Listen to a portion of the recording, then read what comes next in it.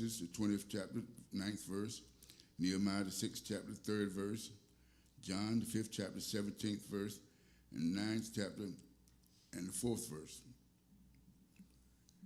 Our lesson passage is Genesis 2, chapter 2, verse 15. Exodus, 20th chapter, verse 9. John, the 5th chapter, verse 17, 9 and 4. Acts, 20th chapter, verses 33 to 35. And 2 Thessalonians, 3rd chapter, verses 6 through 12. Our unifying topic today is useful works as Christian duty. We have three different takes. Our first outline, work as a divine design. Genesis 2nd chapter, 18th verse, and Exodus 20th chapter, 9th verse. Our second outline, Jesus and the dignity of labor. John the 5th chapter, verse 17, and 9th chapter, verse 4. Our third outline, work as witnesses and responsibility. Acts the 20th chapter, verses 33 through 35, and 2 Thessalonians, 3rd chapter, 6 through 12. Our main thought, and all I have given you an example that by such work we must support the weak. Remember the words of the Lord Jesus, for he himself said, it is more blessed to give than receive. Acts 20th chapter, verses 35.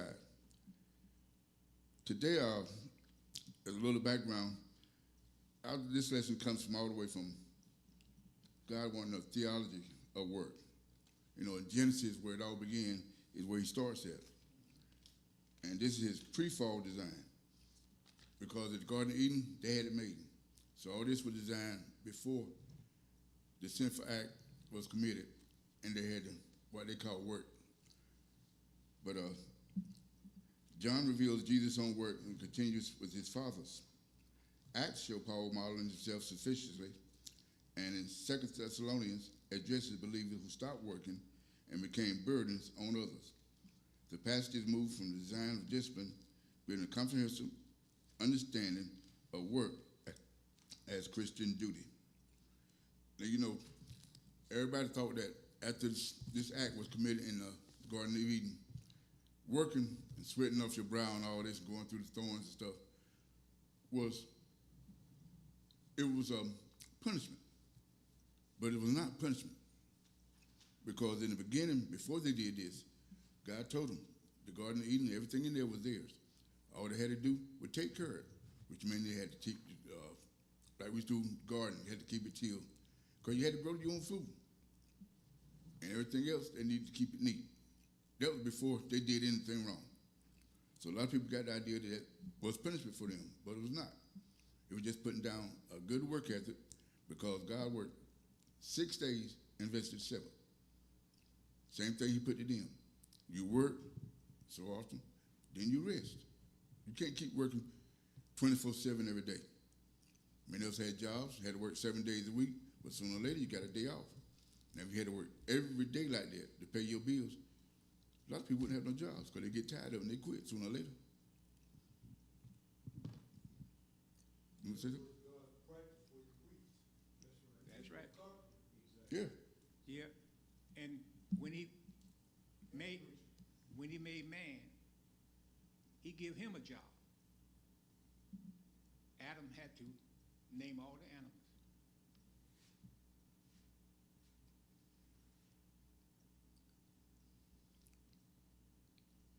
Yeah, 'cause all this was just something like our parents. They taught us how to do this. You know, your daddy liked turtles.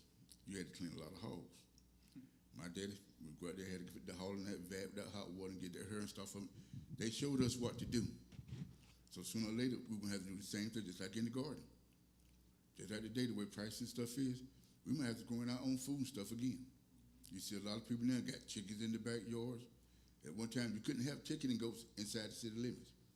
You ride across the town over there, you got a fence in the backyard that can't get out. You can have chickens, you can have goats. Just to change what it was, even from when I was a little boy. You know, we used to have hogs right there next to the house or down the street from the house. But after a while, they outlawed all that. Said it was unsanitary. But yet they taught us what we need to do to better our lives and what we need to do at certain times. Any comments or questions?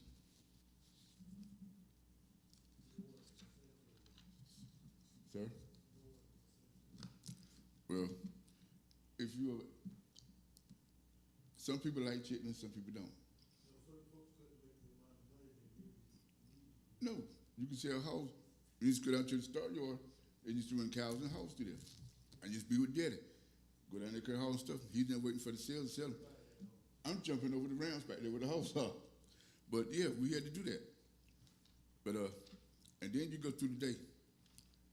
People see you clean a hog from right outside the house, out there wherever you at. They ain't gonna eat that hog. You show somebody how to fix some chitlins. They ain't gonna eat them. That's the way some people, certain generation grew up. But that's the best. That was the best eating. It was the best eating, but the worst smelling. But they take hogs that raised on the ground now. They take them to Business Town, and they get in line with their hog. The people that want to buy a hog run to them because the hogs are raised on the ground is better than raised in a corporate. Yeah, because even back then, these old mills, me and Daddy used to go get what they call the slabs. It would have sliced on one side, but most of the bark and stuff on the other side. We can use that for flooring inside the hog pen sometimes, especially if it got real wet. Yeah. And another thing we had to do, put the rings in the nose so they couldn't get out and go wherever they wanted to go. But that's one thing before school, you had to get up and you had to go chase down some pigs or something.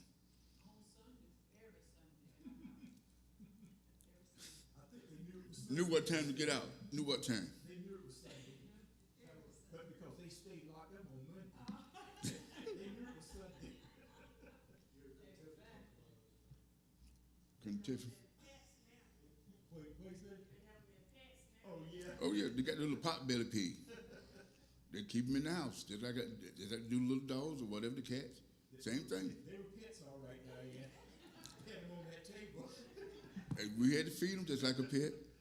Then come time to get ready to kill them, had to put that corn with the starch in it, little stuff in there to clean them out and all that. But it was a process that we had to do. If you grew up around here, you learned how to do it. Our first outline, work as a divine design. Genesis, the 2nd chapter, 18th verse. Exodus, the 20th chapter, verse 9. And the Lord took man and put him in the Garden of Eden to dress it and keep it. You know, like I said, this is what to till it so you have something to grow, room to grow, and you had the flowers and everything. God wanted his work to look nice. You know, he was proud of what he did in those 6 days. And he did it for us. So he expected us to take care of it. God will teach you, man, to have responsibility. Give him a work ethic. True. And this was designed. And before the servant, before the fruit, before the fall, the exile, the thorns, and the sweat of the brow, God gave Adam a job. Work does not begin in Genesis 3 as a consequence of sin. It begins in Genesis 2 as a feature of paradise. Exodus 20 chapter verse 9. 6 days thou shalt labor and do thy work. 6 days. That's how long God worked to make the earth. That 7th day he took rest. And you go back and look, he said, this is to remember the Sabbath day and keep it holy. Even the most powerful person in the world, he can do anything. If he wanted to work 8 days a week, he could. But yet, just like us, you work so long and you rest. Because if you keep working, you don't get no rest. Sooner or later, your body going to shut down on you. So God was teaching us how to do and when we need to sit down and take a break. You know, like now, today, some people work so long that they'll get sick. And they'll try to keep working. But sooner or later, their body's going to fall on you. And you're in the hospital somewhere, something wrong with you, just because you wouldn't sit down and take a break. Any other comments or questions?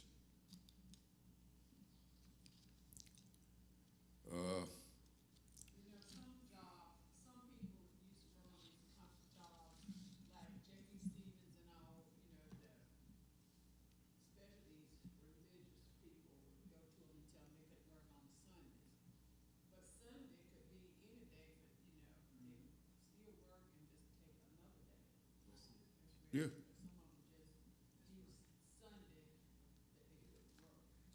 Yeah, because most of my Hispanic friends are Catholic.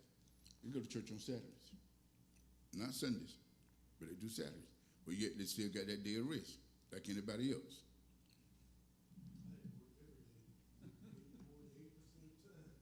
You love money. And like I say, if you don't work, you got bills to pay, so you got to get. Had no choice. True. That's what some people do. Some people like now, they work maybe 7 days on, 2 days off. Never know when that day off is going to be. But yet you get that day off, regardless. Anybody else that had to work all the time? Or, ma'am? Slavery. Yeah, you think about the nursing profession. And I'm glad they are on duty on Sundays, because that's the time when you get sick. Yeah. Yeah, yes, you said may have to work 7, 8, 9 days in a row, have 2 or 3 days off. Yeah. And then if you get up there on them big management jobs and stuff, you on call 24 hours a day. Some get paid straight salary, whether you work or not. And that way they can work you more than what you're getting paid for, just about. Any other comments or questions?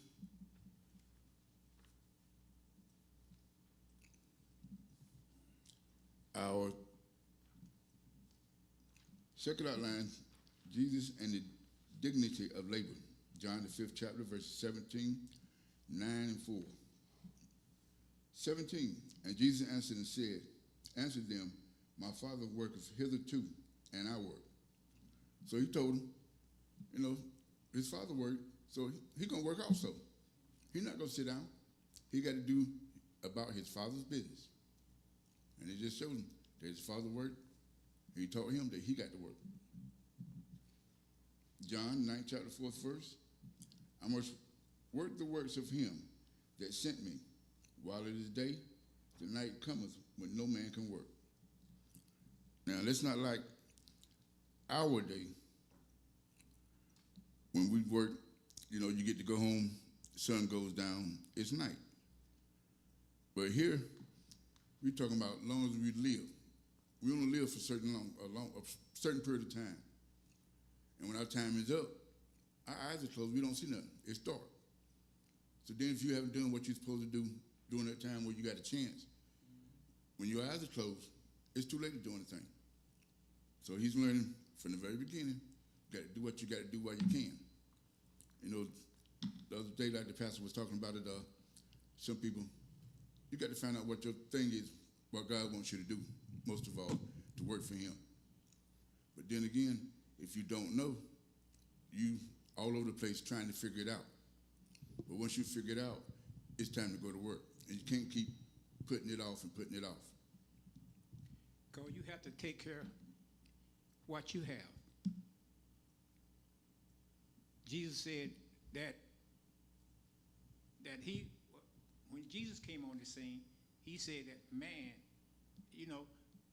he healed on the Sabbath. But when Jesus was on the scene, they tried to say that he was wrong. And this working. Yeah, that's where they tried to get him at, because he did work on the Sabbath day. Mm-hmm. But it's just like if you got God in your heart, you can't sit there, let your neighbor fall down with a stroke or heart attack, and sit there and not get him up and go to the hospital, have a doctor do something. Just because it's Sunday. Yeah. You got to move. You got to move. In other words, the cow's in the ditch, you can't just let it lay there. No. That's your livelihood. You got to move. And that goes back to a song that the Williams brothers had about a goat. Man left the goat tied up, and man went to town and come back, the goat got in tied and fell into a well. So he didn't know how he was going to get the goat out the well. But he kept on. He wasn't throwing dirt on the goat. He was going to bury the goat alive. But the more he put that dirt in there, the more that dirt stunk. And every show full, he patted on his feet and kept right on getting up, kept right on coming up. So no matter what we do, we might get down, but it's up to us to get up. You got to get them out. You pay attention. Pay attention, Steph. Come on back here next Sunday. I tell you what to do about that ox. Either sell the ox or close the ditch.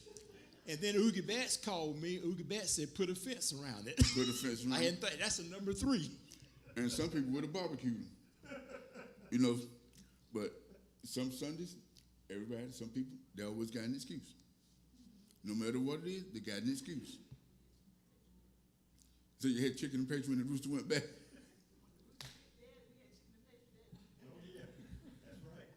Yeah, I heard a story like that because the chicken had them little claw feet things on the feet. They clawed my mama. Said that Sunday evening, that rooster went to pop. So he had to go. When he started attacking the children and everybody else,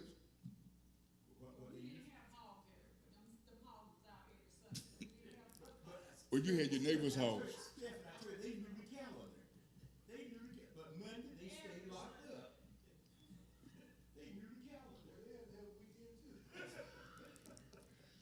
Well, Kenneth, they had it made to start with. You fed them, bought them everything. All they do was lay there and play in the mud. But see, They knew it was Sunday. never satisfied. Well, how do you know they were going to church tomorrow? They might have had their own church. I don't know. I can't say.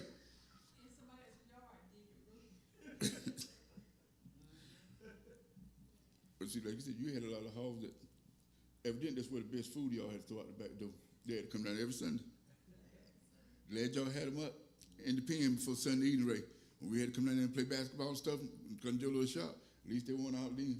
Well, I tell you what, man, they had the ball on because he was shooting in a minute. Darn her.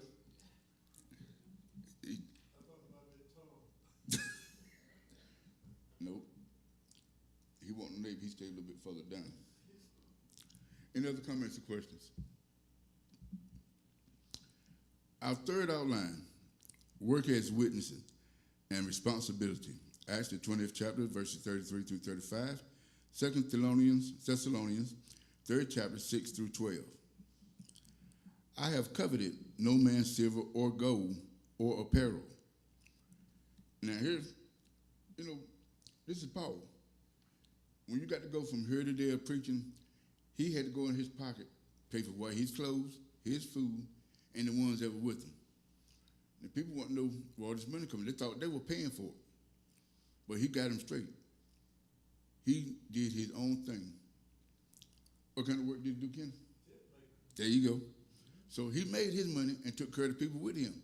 And he would let them know that he wasn't using their money. He didn't rob and steal nothing for anybody.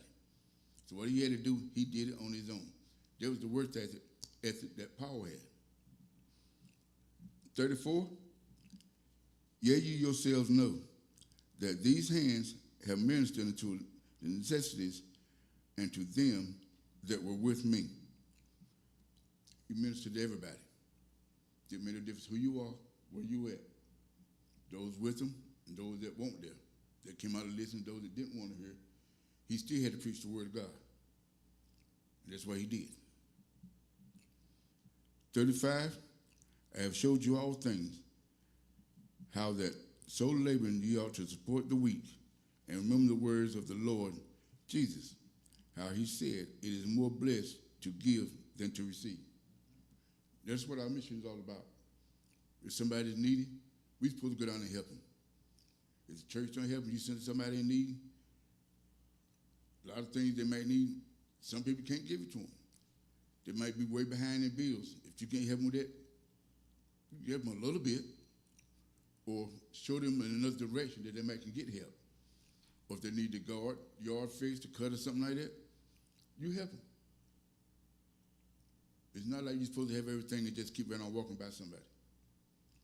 That's the work of God. Any comments?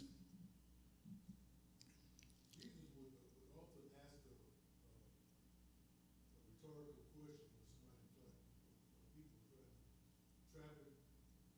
He would often ask a rhetorical question that would make a person think deep down and answer their own question. That way they understand it. Yeah. Just that little thing. Say, what are you talking about? Then you have to sit there and think about it. And sooner or later, It'll come to you. 2 Thessalonians, 3rd chapter, verses 6 through 12. Now we command you, brethren, in the name of our Lord Jesus Christ, that ye withdraw yourselves from every brother and walk disorderly, and not after tradition which he received of us. Now here he's just saying that you got to go on your own. You know, those who are doing wrong, irresponsibly, you stay away from them. And everything that's in tradition is tradition. It's not of God all the time. It's just because you got in a situation of doing something over and over again. Anything can change at any time. If you tell somebody that, if somebody accuse you of avoiding them, you tell them the reason why. The first thing they're gonna say that you're not of God, and that don't go from God. That's the very first thing. Yeah, you get ready to start an argument. And you know, that's one thing about God in the Bible. It's not for argumentative purposes. It's not ready to prove a point. If you know the word, you believe the word, you do it. You're going to have some doubt cells wherever you go. Whether you do anything or you don't do anything, people are going to talk. You can tell them what you need to know, what they need to know, what you feel, what you know inside of your heart is right. But if they don't receive it, they say what? Shake the dust off your feet and move on? That's your growth. Like you're saying, if you come to believe in God and Jesus, that's your growth right then. You don't have to sit there and argue. No, you don't argue, but some of those who are still learning about God and how to do things, I was one of the ones that I would argue right back at you. You came at me, I came at you, and the right step. Yeah, it takes a lot to do that, and you go through a lot to get to that point. But when you get to that point, it's a whole nother different stage, a whole nother different. Like we said in the Bible study, you got feelings. Feelings is one thing, but knowing Christ and the Word is a totally different thing. Yeah. And as you stated, regardless whether you do something good or something bad, they will talk about it. Yeah. You might as well just do what's right. Do what's right in your heart. And God will take care of everything else. 7. For yourselves know how ye ought to follow us. For we behaved not ourselves disorderly among you. 8. Neither did we eat any man's bread for naught, but wrought and labor and travail night and day, that we might not be chargeable to any of you. You know, on the right-hand side it says, we do not eat anyone's bread without praying up for it. But with toil and labor, we work night and day so that we might not burden of you. You know, you said earlier, when somebody had to work totally during slavery time, you had no choice. And none of that was coming from God. That was coming from, yes, sir, master. What you had to do. And you couldn't talk back, you couldn't fight back. That's a person. Anytime you're doing something for God, if you have any questions or doubts, we have the right now, we can pray to God and ask God about it. Don't mean you're going to get the answer right then and there. You're not going to get no backlash. But sooner or later, you find your answer. You don't know what form it's coming in or who it's coming from. But it'll be there. Might not be what you want, but it's there. Even though Paul did the work of preacher and teacher, if he had charged for the work that he did, then the people would have accepted it. What they would want was, here come that old Paul again. His handout. You know, and they said that day about some preachers. All they're standing there with is the pocketbook. Got that wallet open for you to pay them. You know, there are a lot of musicians the same way. If you don't pay them, they're not going to play. I had 3 buddies when we had our group. In the church we went to, we didn't charge a dime because we were doing it for the Lord. and we enjoyed it. It's just two different things, whether you're enjoying it or you're doing it for God or you're doing it for your pocket. Any other comments? 9, not because we have not power, but to make ourselves an example unto you to follow us. 10, for even when we were with you, this we commanded you, that if any would not work, neither should he eat. Now, you don't work till that day. You ain't got no job, you don't eat. Even little food stamp program stuff that they're giving out, you go somewhere, all the places are giving you out boxes of food, different people. Sooner or later, they're trying to cut Social Security out, all this food stamp, and what's the thing that the children get? SNAP. No, that was already shut down one time. They got some funding back for it for a little bit, but they're trying to get rid of everything that somebody needs in this country. And a lot of people you go out there don't need it. They're just getting it just to be getting it. I mean, you see high gas, you see people driving Cadillacs, Mercedes and stuff going through a food bank line. I mean, unless they're getting it, giving it out to somebody else, they're hogging for themselves. That's what God asked us to do. If you get something, you're supposed to share it. You know, at one time they had one around here. Sometimes I have a trailer hook behind my truck. They would load it down with collards or cabbage or something. I'd go to the apartments over here across town, different over people's houses, give it to them, whoever wanted it. That's what we did. But you don't see too many doing that now. They'll get it, box it up, stack it up, and keep it right there for themselves. But sometimes these people are just too lazy, because I used to drive the school bus in the summertime, and we were hard to give out food to the children. Mm-hmm. You couldn't get them to come out and get it, and you were giving it away. Yeah. So sometimes it's just too lazy. Sometimes they can be too picky. Whenever I was volunteering up there at the food bank, they were saying, well, we don't eat this and we don't eat that. You're not hungry if you don't eat this. No, if somebody gives you something, you shouldn't have nothing to complain. Because if you don't want it, somebody else does. That's all you got to do. You don't have to open your mouth about nothing, especially when somebody giving you something. Yeah, you go out there and sit and blow the horn, because we were trying to get that food out. Yeah. I've been out there a couple of times for my kids that were in school, my grandkids, and they have so much stuff, some of the ones on the bus, they give me 3 or 4 different boxes extra because they're trying to get rid of it. And they be not just in one place, they be one bus out here, maybe to Georgia, one here in Rose Hill, T.T. Wallace, they be everywhere. But I don't know why people wouldn't do it. I don't know if they thought they had to give something back, it was going to cost them something or what.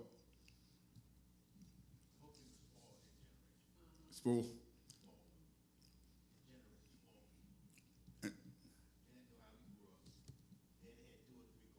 Yeah.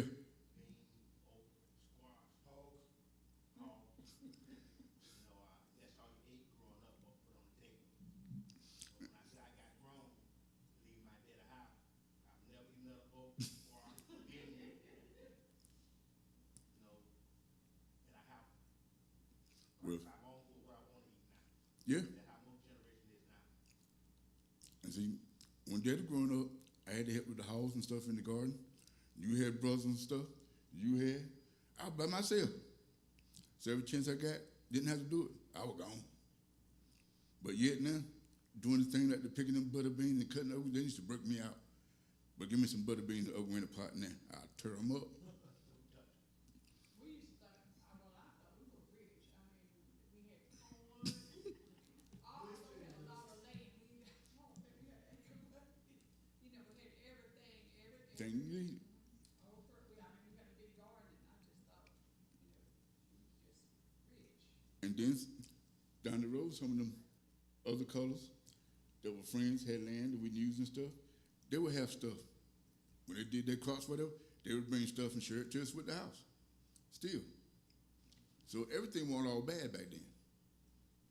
Just growing up was a lot of hard work, but I'm glad y'all come up before me. Because a lot of I didn't have to do after a certain while. But it's a learning aspect. It's a teaching thing. like I said, you're going down the low, you get what you want. If you want to have a garden, fine. You go to the grocery store, get what you want. But if the money runs out, atomic war, radiation stuff, it ain't gonna be here. People were more willing to share during that time. Yeah. They were. Ray, remember that garden we used to have that, Mr. Floyd, on Lake Road? We had a garden about a mile wide. We'd be out there all the time, day and night, trying to, work that garden. And everybody that come by the road and blow, those be ones that dad be giving the stuff to. Yeah. They got their stuff. I think he was burning me up. It's not like the sweet potatoes, you know how they would get all the sweet potatoes they wanted, and you had to go out there, you could go out there and get them, Lord have mercy. See, like Kim talking about, yeah, he out there doing all the work, and the people getting, they reaping what he doing. Yeah. So that's the man, Ken. He the one giving us all this stuff. Yeah. I just said it. He worked out the last day. But he could give it away. When we were coming along, we didn't have McDonald's, we didn't have Hardee's, we didn't have none of that. And the grocery store wasn't open on Sunday. If you didn't get it on Saturday night, huh? They were closed on Wednesday? At 12, 1 That's o'clock, yeah. 12, that's right. If you didn't get it, That prayer meeting night. Yeah, we know. And like you said about in sweet potato fields, yeah, they get what they want sometimes and leave a whole lot of sweet potatoes. The man I haul sweet potatoes for, let us go through a field. And that somebody call him, tell somebody in his field, that truck will be burning rubber. He go run them out that field. And he make sure them workers, he go behind if they're digging with rakes and digging up what was in the dirt. He wouldn't try to leave anything for anybody. You know, we wouldn't survive if that happened. A lot of people wouldn't survive. But that same man that clean his fields, I can go there right today, give me 3 or 4 boxes of sweet potatoes if I want them, no problem. But I've seen how his own sister would come to the field. He went and ran him out the field. Now, this was tight and strange. Hey, the ones I worked for, they had their protectors with them. Him and his sons too. So you go out that night, you go at your own risk. That's almost anywhere you go now. It's the same thing. Then you just come to people's houses. They have like this little smokehouse, ham meat out there hanging out. No one man is dead today because he went to a man back door to his house, tried to steal meat. Lived right down the street from me. And that went through, shot him with a 14 shotgun. I didn't hear about it till the next morning. I got ready to go to school. And that close to my house, I should have heard that gunshot. But I reckon Daddy had it so good around there, I could sleep good and didn't have to worry about nothing. But those are things that were going on then, and it's even more so now. Any other comments or questions? 9, not because we have not power to make ourselves an example unto you to follow us. 10, for even when we were with you, this we commanded you, and if any would not work together, neither should they eat. If you don't work, you don't eat. That was the main thing. Like God started back in Genesis. You had to take care of what you had. If you didn't take care of it, it would go down, wouldn't last. If you had that in the garden, it goes up in weeds and stuff. Back then, they didn't have no weed killer. They had to go out there with their hands or whatever and get them weeds out of there and grow their own fruit and vegetables. But if you don't do it today, you ain't going to get nothing. So it's the aspect of learning how to work and do good work, not just moping and messing around. Even when you find out what you're doing, working your garden, you're helping somebody else. That don't mean you're supposed to quit. And quite often, your dad won't gonna let you quit no way. So, both aspects, you will learn how to work and help other people. And one thing, that's what most of us, our parents, did. That's what they showed us to do. Especially on Sunday, Jimmy, that bad rooster acted up and you had to cook them in the pot.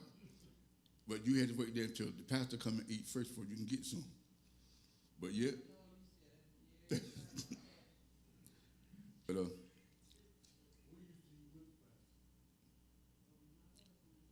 as many as there was of y'all, the pastor might didn't get much then. See? You weren't at the table. You about like me. I'm up my one, but I still get me a chicken leg. I go somewhere to eat.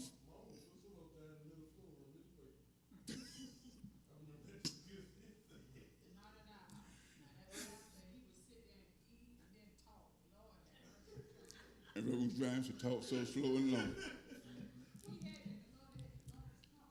to sit around the whole church, have church. It wasn't about church too much. Get on out of there. Get on out of there. Number 11.